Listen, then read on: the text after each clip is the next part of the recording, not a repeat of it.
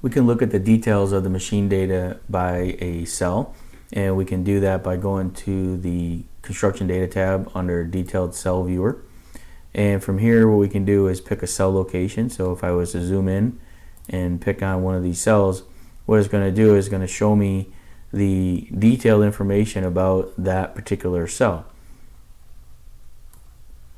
So when I select, the design name over here, I can see that this cell, how many times it was passed, what machine passed it, what the elevation was, and if I scroll over to the right, I can see additional information about the tolerance, the frequencies, the thickness, a bunch of different stuff.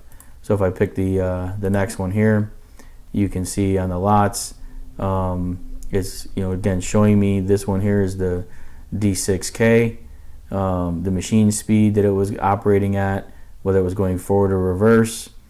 So again, a lot of details. Guidance mode, it was an automatic, so that's when it was mapping. So again, some detailed information about that cell through the detailed cell viewer.